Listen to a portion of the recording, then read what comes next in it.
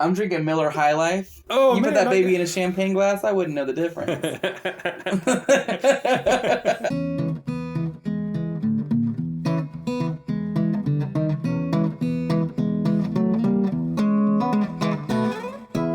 This episode brought to you by Miller.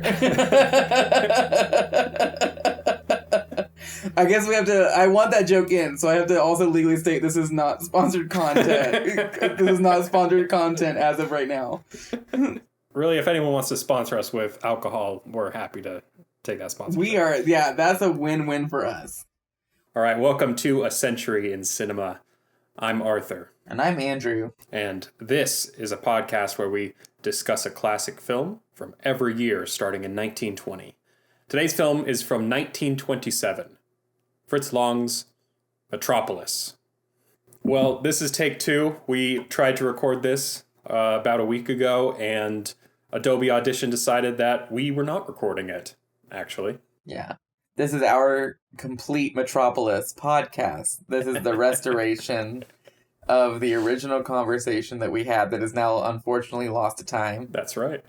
So from this point forward, when we record, I will have Audition up and I will be staring at it. Like it is a child that I have to look over while I record this podcast. So that was a little annoying, but I don't mind talking about this movie again. This is one of my favorite films. I'll go ahead and do a little bit of an intro. Arthur has actually seen Metropolis before. So for the purposes of this podcast being a film that he hasn't seen from every year in the century, I recommended the Giorgio Moroder cut of Metropolis, which he'd never seen. Kino Lorber did an excellent Blu-ray release of this film. So how to begin? Well, really quickly, let's talk about what's going on in 1927. 1927 is a big year for film because it's the year that The Jazz Singer came out. This is the first talkie. It's the first film with synchronized dialogue. It's not the first film that includes synchronized sound. That award could go to a film called Don Juan, which was released by Warner Brothers. Obviously, after 1927, this does not turn out to just be a gimmick. It turns out to be the only way that you make films, essentially. And silent films quickly go out of style. Also in 1927, there's a huge earthquake in China. Work begins on Mount Rushmore in the United States. And Germany releases a film called Metropolis. Truly a point in history. Like, absolutely. Definitely cinematic history, yeah. Sort of a made-up origin for this film by Fritz Lang himself is that he went to New York, and it was for the premiere of Die Nibelungen. But he claims that when he saw the New York skyline, that was when he had his inspiration for Metropolis. He's quoted as saying, "The buildings seemed like a vertical curtain shimmering and weightless in an opulent stage backdrop suspended against a sinister sky in order to dazzle, divert, and hypnotize." Beautiful quote. I love that. Most likely made up. Yeah, it's a little too perfect.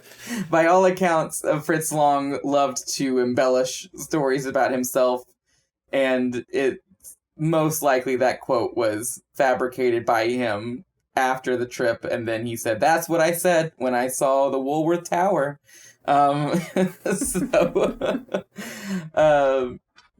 Yeah, it was UFA's most expensive film. UFA is UFA, which is a German silent production company. This film contained 36,000 extras, 200,000 costumes, and 670-story skyscrapers between miniatures and actual buildings built for sets. This budget was supposed to be 800,000 Reichsmarks, but by the end it had jumped to 5 million Reichsmarks. So Reichsmarks were a German currency that now no longer exists. But at the time, one Reichsmark was worth $2.5 US. So if we adjust Reichsmarks to US dollars at the time, it was a $62.5 million film in 1927. And then if we adjust that for inflation, this number is insane. Today, this film would cost $933 million, $613,505.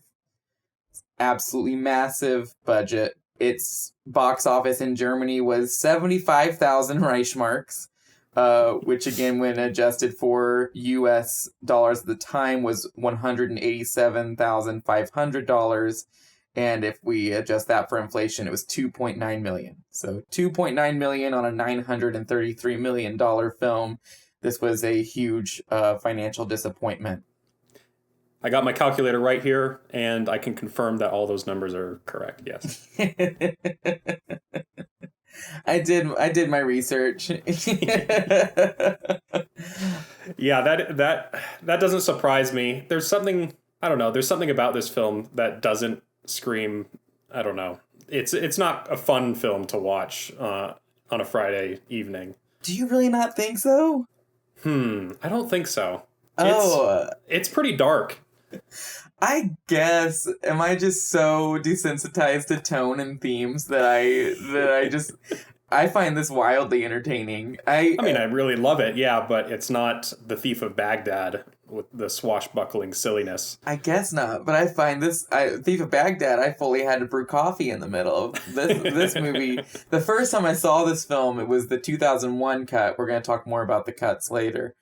And I just immediately fell head over heels for it. I thought it was just exquisite. Yeah, and I showed this film, the Giorgio Moroder cut specifically, I showed to my roommates, and I was really shocked at just how invested everybody got in it while we were watching it. Yeah, I find this film to be really entertaining. I don't know. It reminds me of Blade Runner. I love Blade Runner. It reminds me of Blade Runner for a lot of reasons, but yeah, the way that's not considered a financial success, but it's still a really fantastic and entertaining movie for myself. But I can understand why the general public is a little wary of these strange science fiction films. You know, Arthur, there's actually a building in Blade Runner that's based off of a sketch that was made for Metropolis. I did know that because I think you told it to me last. I know that. I was gonna say, did you know? And then I realized, of course he does. I told him that last week. I know we can't do the usual thing like, did you know this? And oh, that's interesting. Yeah, I've already given up all of my good stuff for this. But to Arthur, not to you, my loving public. Can you tell the loving public what this film is about? What is the broad plot of what's going on in this movie? So this film is about Frieder. He is the son of the upper echelon leader, Jean Friederson, who lives in the aptly titled New Tower of Babel. For this metropolis to exist that they live in, there is a working class that lives miles underneath the city. Through a series of coincidences, Frieder ends up in the worker city under the town, sees the conditions they have to live with, ends up taking over for one of the employees there, and finds Maria, who is trying to lead a new era of peace by finding a mediator between the working class and the upper class, of which Frieder deigns himself to be. Maria is kidnapped and turned into a robot to be used by the upper echelon, and the scientist who does this to her is doing this all out of jealousy. The real Maria is able to come in, but is unable to stop the destruction of the machines that the robot Maria has already started. The town revolts, people go crazy, things go really manic for a second. They all end up on the roof of a building, and then Frieder saves Maria, and it's a happy ending. Is that good? Yeah, people should watch the film, though. I feel like that one was even more long-winded than my last one was. And I feel like my last one was kind of long-winded. There's a lot going on. There's a lot of, Frieder goes down and switches places, and he sees Maria before that, and then he finds her again in the cave, and she's preaching. Well, if you wanted me to give a scene-by-scene story, that would have been easier for me, actually. Yeah, there's a little bit going on in the film. Well, I think this is as good of a time as any to talk about this film's journey. This film was released in January 1927 in Germany. Interestingly enough, it was actually given to American producers before that. So even before it was released in Germany, American producers had already seen it, and the first thing they said when it was over was that it needed to be trimmed down. This film was 2.5 hours long, and they cut it down to an hour and 45 minutes. And why did they do that? It was mainly concerned that people would not be entertained by something that was so out there. Sci-fi truly wasn't like a huge genre in popular cinema just yet, and they thought that it was too long to keep people's interest. Were they trying to fit in more screenings per day and just like that kind of thing? I'm not entirely sure about that, if I'm being honest. I've heard that excuse made for modern films, but I don't know if that's true during this era. So this film was released in January of 1927 in Germany, and it played in its original cut for, I think it was 2 months. During those 2 months, Manuel Peña Rodriguez, our hero, saw it and requested a copy of the film print and got one and took it back to his home in Buenos Aires. Then it was brought to Argentina, and that was cut as well. It was pretty much cut everywhere. Manuel Peña Rodriguez ended up having over 100 silent film nitrates that were in very good condition. Well, they were in good condition for being original nitrates. It was dedicated to some random museum. I'm not entirely sure what the name of that museum is, but they didn't know how to keep film nitrate and were told that it was very dangerous to have large quantities of it in a building that doesn't have the necessary resources to care for it, as it can burn your whole building down. So they did a shoddy, quick pan and scan to 16 millimeter, because they didn't even have 35 millimeter. They didn't have the money to have 35 millimeter to transfer to. So they transferred all these nitrates to 16 millimeter and chopped off the top half of the literal frames to make it fit in some cases. Oh, okay. That makes sense. This canister lived in this museum for a long, long time. And then Fernando Peña, who was a man who had known about Manuel Rodriguez's collection and had been told by him, I think that I have a full copy of Metropolis, finally got the chance to go in because his ex-girlfriend, I guess, is actually the leader of Museo de Cine. They took all the 16 millimeter film once the other museum closed down. They went in together, watched it. Kino Lorber, and well, they put out that they had this cut. Kino Lorber was able to find it, and using elements from the 2001 restoration, which is taken from the nitrate print in the National Film Archive, and splicing in scenes from this 16 millimeter reel, doing minor restoration work to it, whatever could be done for it, they were able to create this definitive cut that we now have. And that was released when? That was released in 2010. And wasn't there a projectionist, or am I mixing up another story? Wasn't there a projectionist who was like, yeah, I couldn't sit through this film, and they're like, wait a minute. Yes. The way that Museo del Cine realized that this was the Manuel Peña Rodriguez film cut, the one that was allegedly complete, was there was an employee who talked about screening this film nitrate in 1959 and told them that he was exhausted by it because he had to hold down the film by hand for 2.5 hours straight. And people thought that was strange because the Giorgio Moroder cut had just been released and it was only 90 minutes long. So there was a very long, involved process. I didn't even talk about the Giorgio Moroder cut, huh? No, but that's a whole other story, isn't it? Yeah. To further complicate things, but also it just adds to this film's incredible legacy. In the middle of all of this, interest was sort of lost in Metropolis for a little while just because it was so hard to find good film prints of it, and it was hard to find complete versions of it. And there was a silent film theater in California that would put on these authentic film reels, and they put on Metropolis. Giorgio Moroder got to see it and ended up requesting from the theater owner that he could have the film reels to make his own edit of, which he put together, put color tinting over, and added an 80s music track to, which he composed. And just so, for the people who don't know, who is Giorgio Moroder?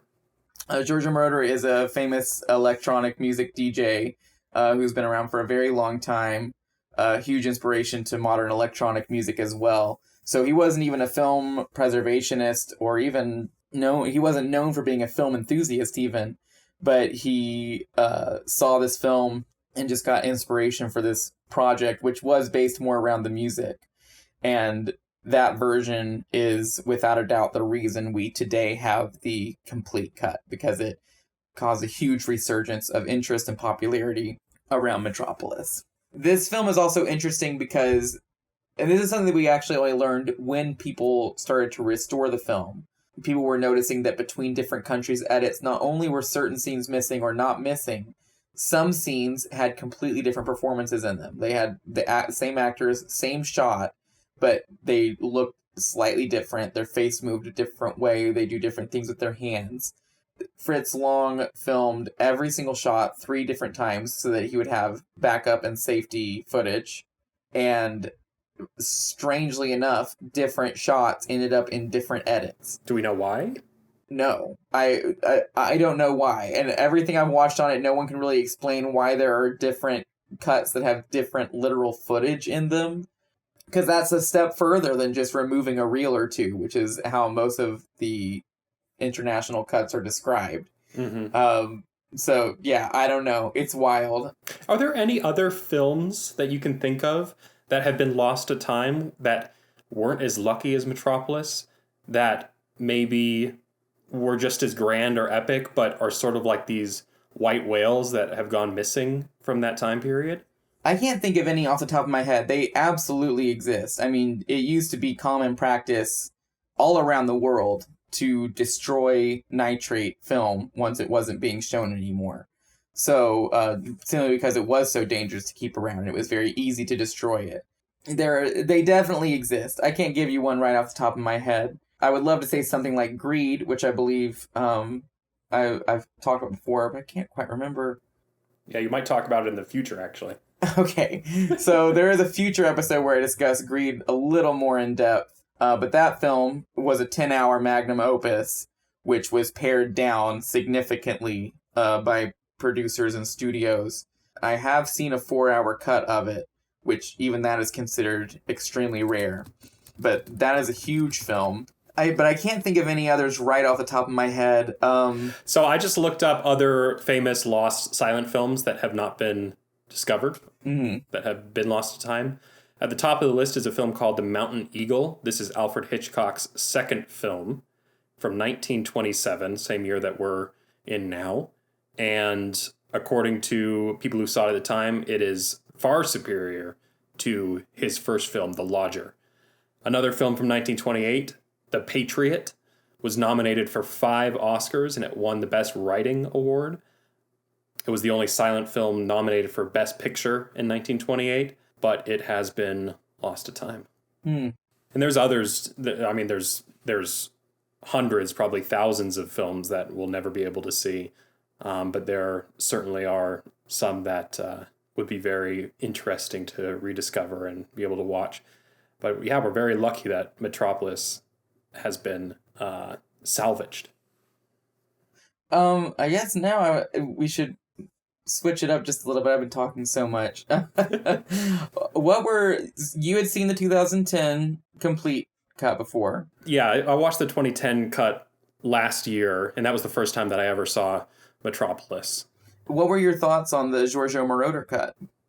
So when you recommended to watch the Giorgio Moroder cut, I assumed that it was going to be radically different.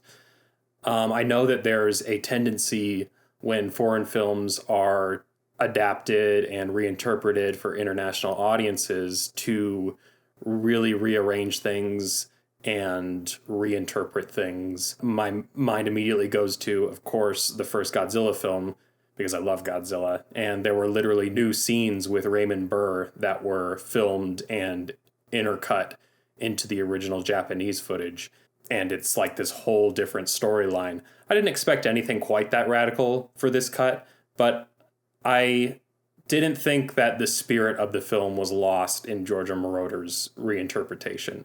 It's much shorter, but I think that its pacing is actually a little bit more manageable. Mm-hmm.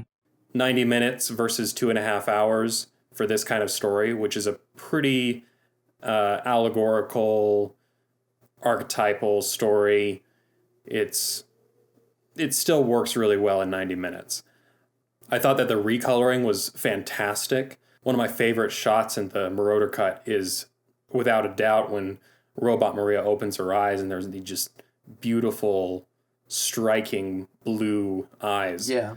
So good. Fantastic shot compared to the original, which is still an amazing shot. You know, it's well lit. There's a great build up to it with Maria fading away and the robot kind of taking over her soul. But yeah, this recoloring was truly striking. I do personally prefer the 2010 cut. That is like the film preservationist geek inside of me. I think the Metropolis is a great starting point for someone who wants to get into silent film, but I do think the complete cut is asking a lot, not just because of its length, but because there are so many sections of it that still look extremely shoddy.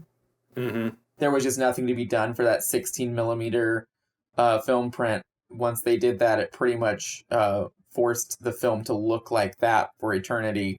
So it is asking a lot of an audience member, especially someone who isn't as familiar with silent film and doesn't understand the magnificent history of this film, to watch that.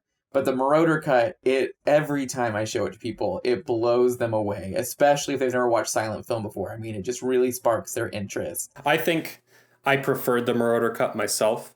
It's pretty hard to say that one's better than the other. It really does come down to personal preference. And like you said, you prefer the 2010 cut because it is closer to the original, which is great.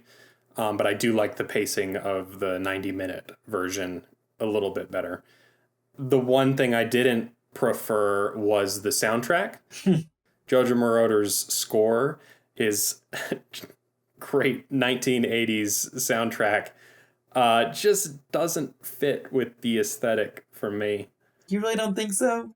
Well, there's the cool like science fiction element. It fits, but it does.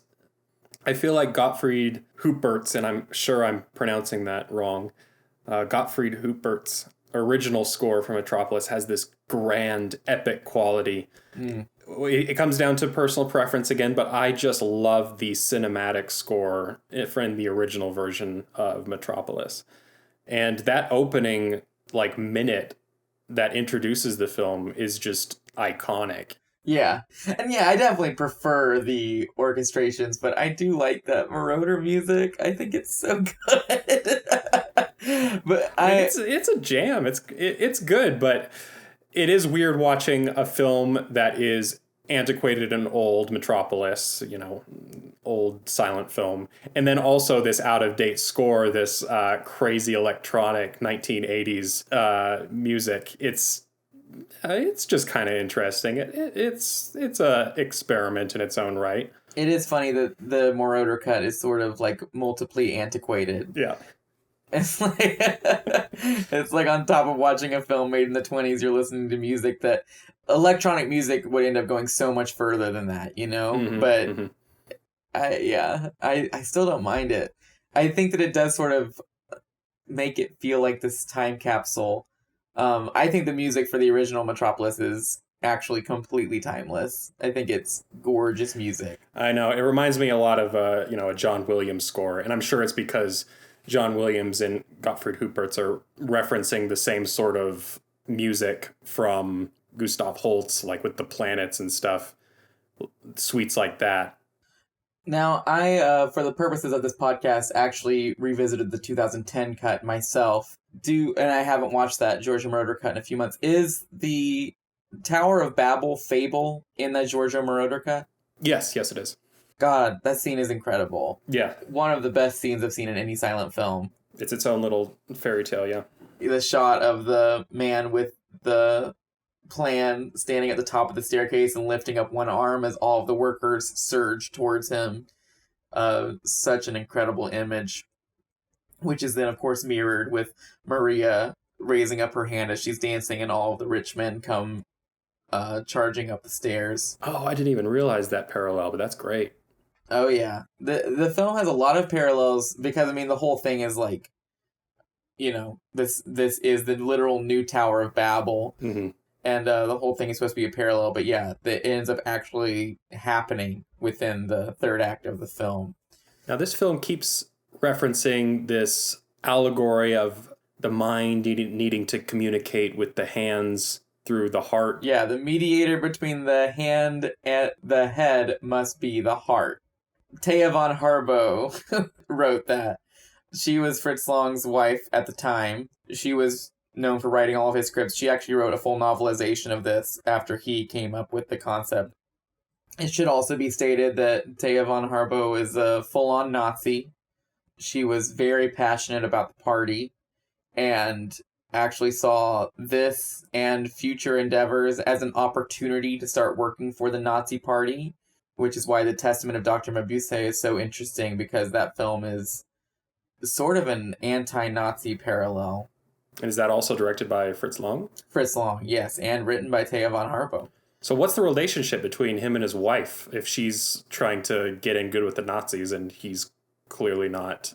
So at first he was pretty neutral, but once things started to lean very clearly into fascism, we hear the word Nazi now and it has just so much weight behind it that we immediately associate with all these things. But there was a long period of time in Germany where Nazi was just the name of a party. It was just the name of a political party.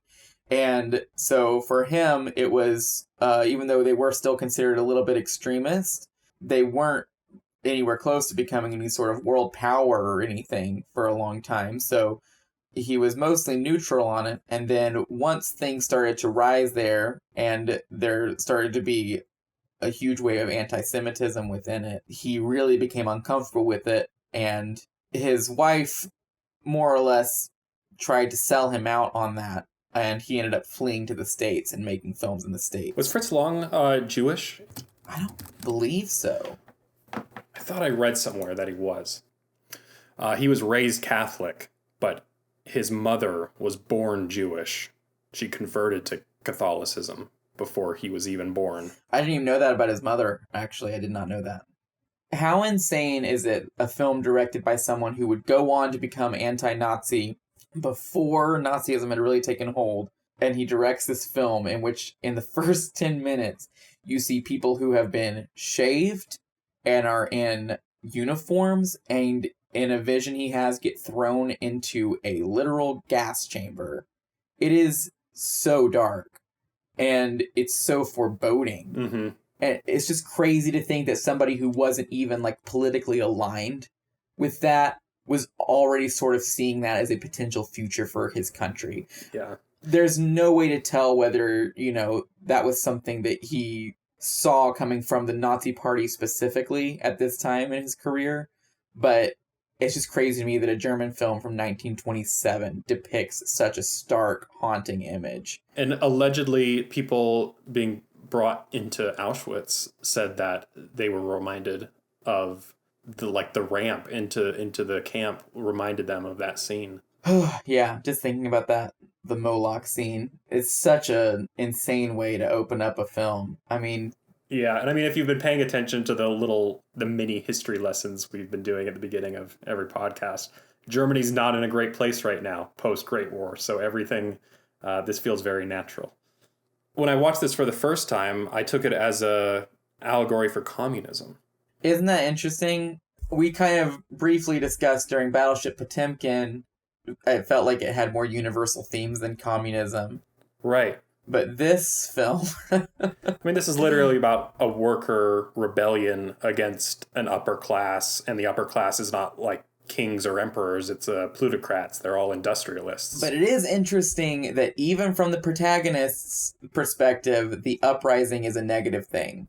Yes. It's misguided. Yeah, it's something that's incited by evil Maria, Robot Maria.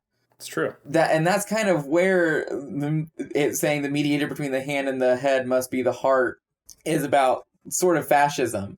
It's pretty much saying hey, there are these people who have these grand ideas and want to lead the world, And there are these people who need to help do that by being the workers who put together these projects. But just remember, we're all human, so we all have to find our hearts, which is... You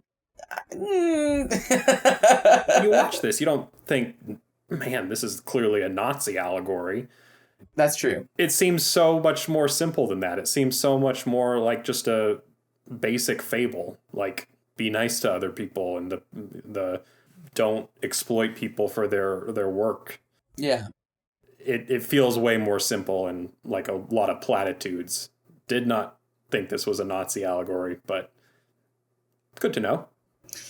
Yeah. And I mean, again, like a lot of people don't view it that way. I think it's fair not to view it that way, but I also think it is very important to note that when this film was screened for Russian censors, they immediately said this could not play in Russia. They found its political allegories offensive. Okay. Whether or not, and I definitely am agreeing with you that I see a lot of communist themes and I feel a lot of that in the film, but the literal communists at the time did not feel that way. It's definitely coming from that the upper class is the bad guys. They're clearly evil and taking advantage of the lower class. But yes, the riot itself is not viewed in a good light. And a lot of the apocalyptic language that I remember from intertitles and dialogue, that's all missing in the Giorgio Moroder cut. The film that I remember that I watched last year had a lot more biblical and sort of end of the world language. Oh yeah, it literally quotes the Bible in Revelations. The whore of Babylon will be this woman like dancing on the 7-headed dragon. And so it shows like an archaic drawing of that passage from Revelation and then cuts to Maria dancing on top of this 7-headed dragon statue. Is incredible. Yeah, there's a lot more religious allegory and religious text and reference in the 2010 cut than was even in the 2001 cut. And that whole dance that Maria's doing, where she's seducing these members of the upper class. She's so beautiful that one of them kills themselves. That's such a crazy scene. And especially in 1927, I didn't even imagine that anyone was putting anything like that on film. And I think it just speaks to the sexual norms in America versus Europe. Yeah. I mean, when we watch The Thief of Baghdad, there's seduction there, but it's done in such a different way than the seduction we see in Metropolis. American seduction and what we see in Hollywood is all grandeur, and there's lust, but it's displayed through wealth and status and clothing, versus here where it's very sensual and focused on her body. And it's such a distressing sequence too, because it's, this woman who's become the leader of the workers underneath the ground and like kind of has been trying to give them hope, and like once they have control of her, the first thing they do is make her into pretty much a stripper for the upper echelon. It's a tragic scene, really. Yeah, it's so tragic. And a lot of the nudity was cut from the American version as well. The upper garden, where you see a bunch of scantily clad women. They're all wearing sheer fabric, but you can see their nipples through it and everything. That was all gone. And a lot of Maria's dance was gone too. Especially the shot of her lifting up the dress to show her leg, which I actually think that shot's not in the Giorgio Moroder cut. Of her, like, showing the slit in her dress. I wouldn't know. I think I was distracted in the Moroder cut by the pretty cool music going on in that scene. Did you actually think it was pretty cool? The original score, I think, captures the tragedy of that scene a little bit better. The horror and the Moroder cut is kind of playing into the cool, slick stripper elements, I think. I can understand that perspective on the film, because he's not really trying to tell a story at all with his cut. It really is just like, these are some cool images and I want to make some cool music with it. And if that's the case, then it still speaks to the film's strength that the story still comes across really well in his cut. Yeah, absolutely. Just watching the Giorgio Moroder cut kind of made me realize that a lot of the films we've watched so far have been reinterpretations of their original source. And I mean, I knew that deep down, I know that, but This one kind of takes it to an extreme that makes you realize that things like the score and things like certain scenes, they play a big role in how we experience the film. And even just sitting in a theater at the time and watching it with like an orchestra would have been so different from, streaming it on Criterion Channel. It's a completely different experience. God, imagining watching a live orchestra play this score just sends shivers down my spine, even thinking about it. Oh, yeah. I would kill for that experience. So you talked a little bit about UFA. It is UFA, right, who backed this film? And you know what's funny is that even the people who are German call it UFA. No one ever says UFA. Everyone says UFA. So it is short. I'm going to mess this up. I have to butcher something in every podcast we do. So UFA stands for Universum Filmaktiengesellschaft. Gesellschaft? Okay. But no one ever says UFA. Everyone says UFA. So UFA produced the film. They were pretty much only around during the silent era. And as I've already mentioned, the financial loss of this film was so huge. One of the biggest flops of all time, actually, when adjusted for inflation.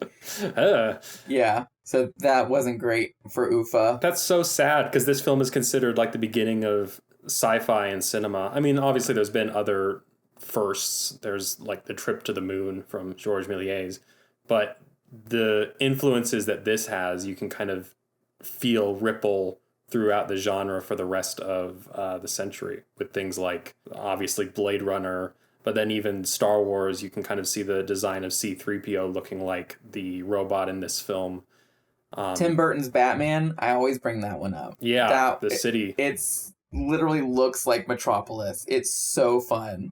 Unlike with The Thief of Baghdad, which was another film we watched that had a pretty lavish production design and crazy sets and everything, it doesn't look like there was any art director that was really in charge of the look of this film. There's 3 people credited for the production design.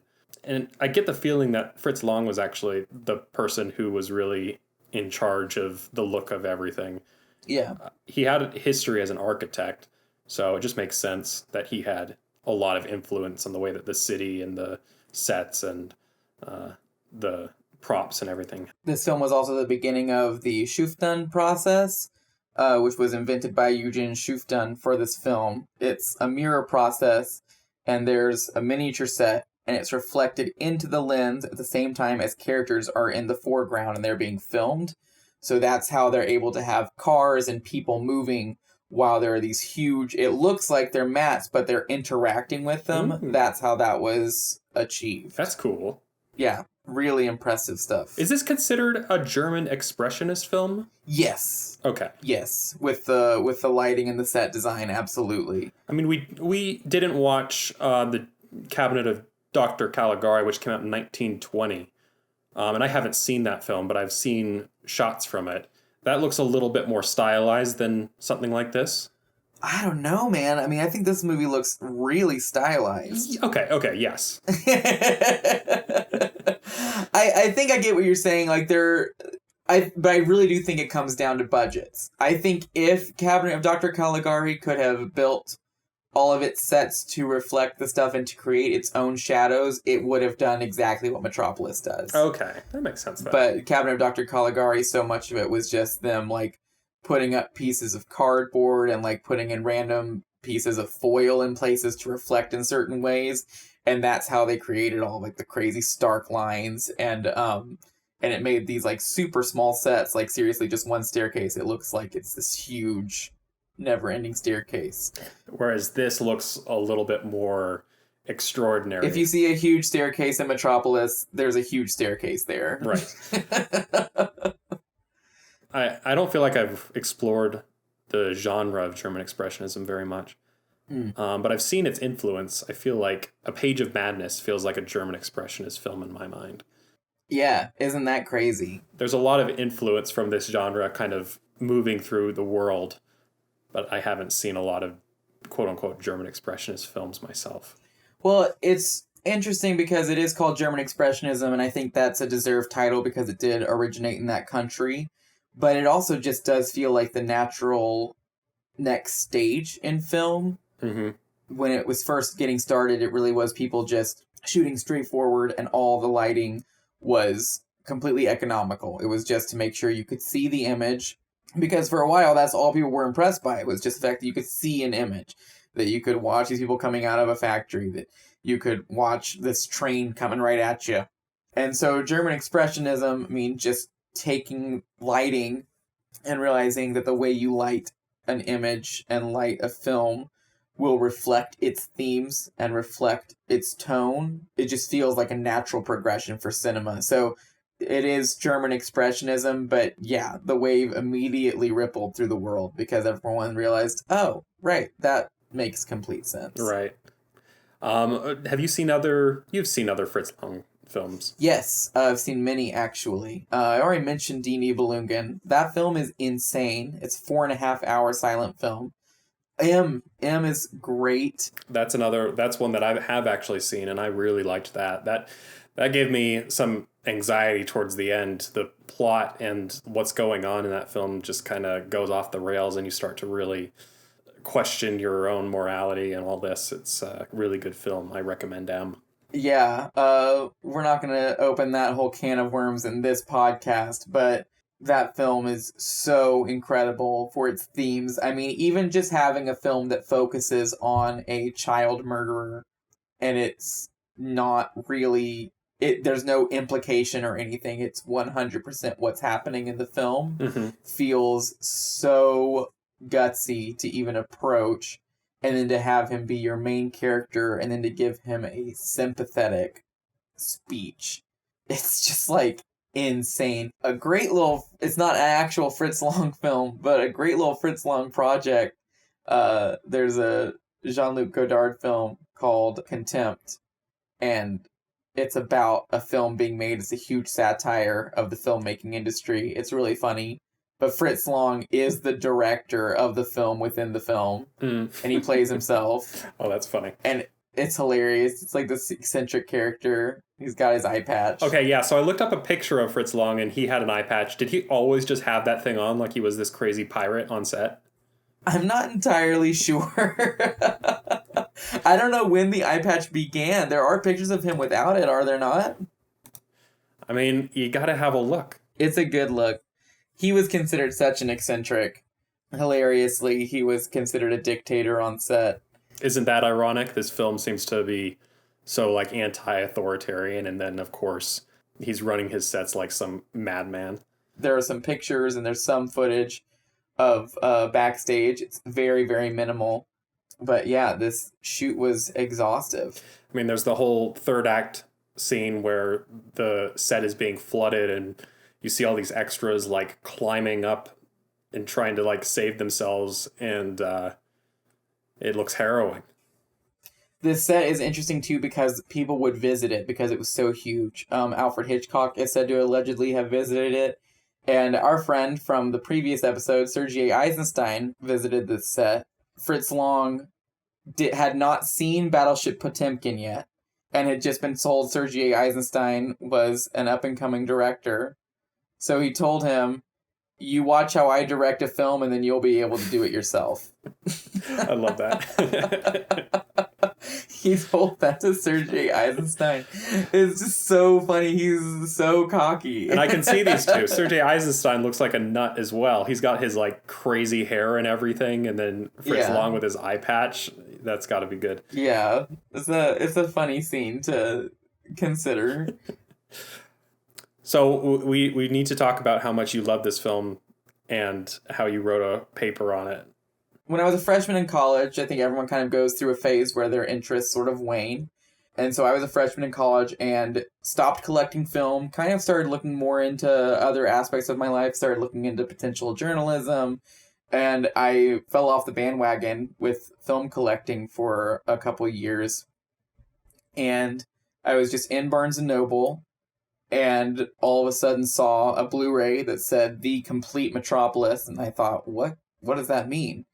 So I immediately bought it right then because I was such a huge fan of the film, and I knew already so much of the history behind it, especially as far as the cuts and everything are concerned. It just blew me away.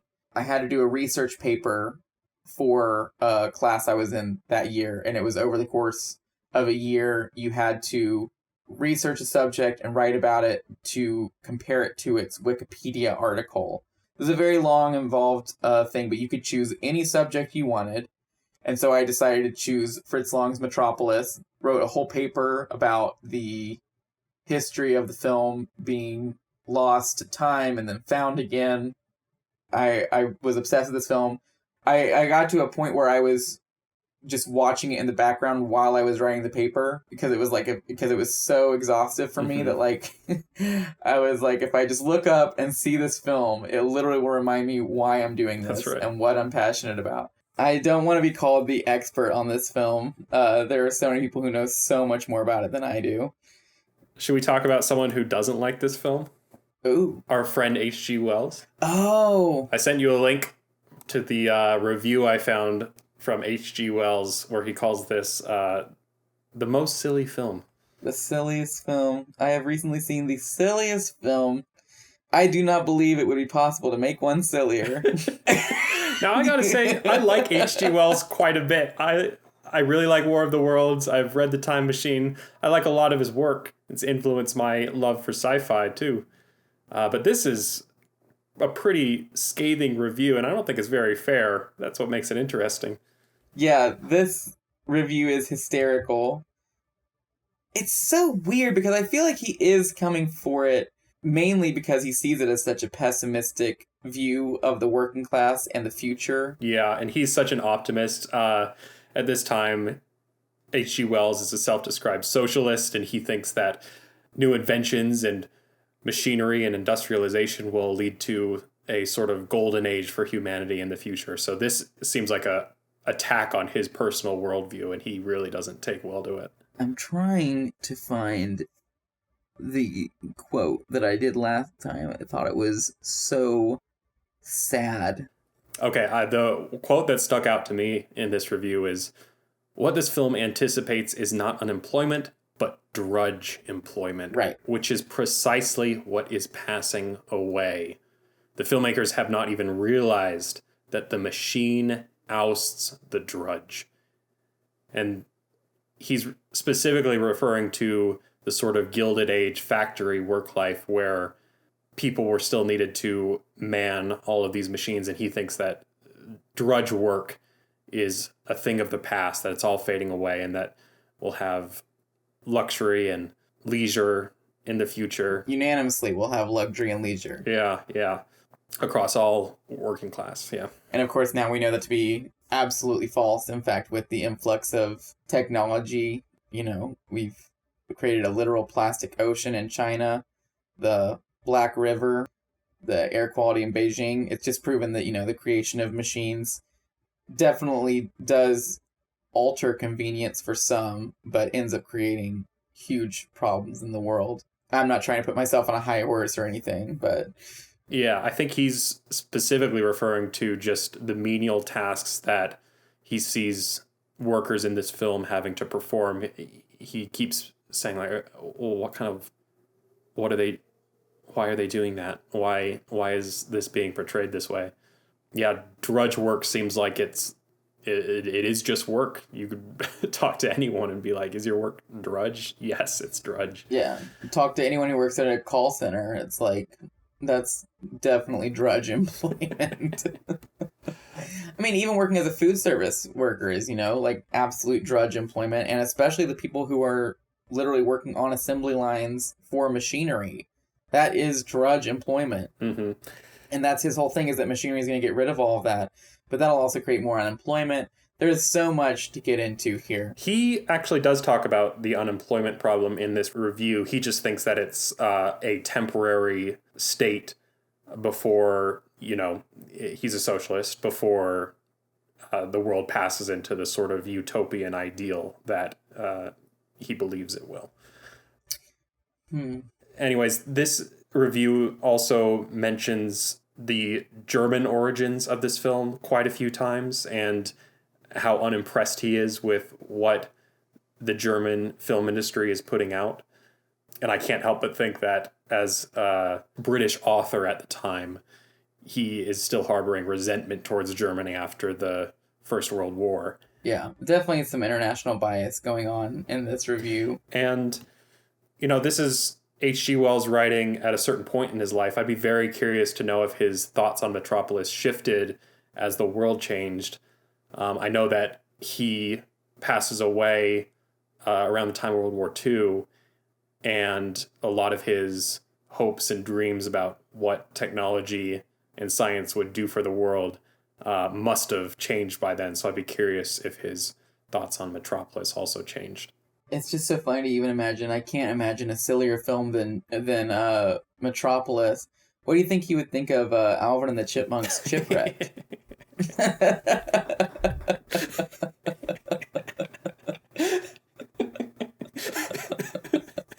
Was that a good one? Can we keep that one? Yes.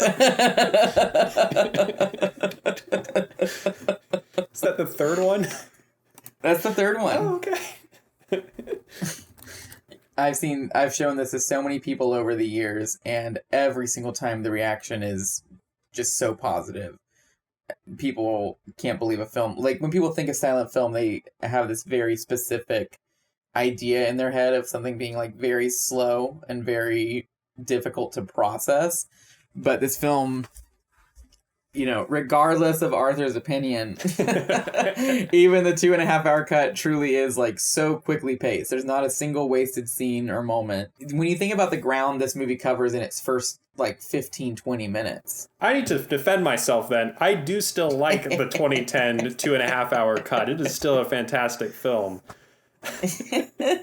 Especially compared to something of similar length like The Thief of Baghdad, which has no right to be that long. Right. The length on Metropolis is perfectly fine. It's perfectly acceptable. I just like the pacing. It's personal preference. Yeah. This is like a main film that when someone says they haven't seen a silent film, this is the one I go to as far as recommending one. Yeah, for sure. It's just gorgeous cinema. It is really funny to think about, this. I'm happy with this recording, and I'm happy with. But it is just funny to think that just like Metropolis, there really are moments, jokes, certain things that I pulled for sure that are not here and are lost. They're lost to time. It's just funny to think about. So let's talk about what we're quote unquote watching next week. So next week we will be doing a double feature of Walt Disney's Steamboat Willie and King Vidor's The Crowd, which we have already recorded as of recording this episode, but hopefully you're listening to them in the right order. So I'll have in the show notes where you can find Steamboat Willie, and The Crowd is a lot harder to find, but you can still do some digging, and it is still out there. It is not a lost film. All right, that's it. I'm cutting us off. All right, let's cut it. I just want to give a shout out to all our Patreon members who keep the show running. Thank you all. You too can become a patron and get access to bonus episodes linked down in the show notes. You're listening on YouTube now, so like and subscribe and comment down below. Tell us if you've seen the film. What did you think of it? Did we miss anything? Thank you all for listening, and we'll see you for the next one.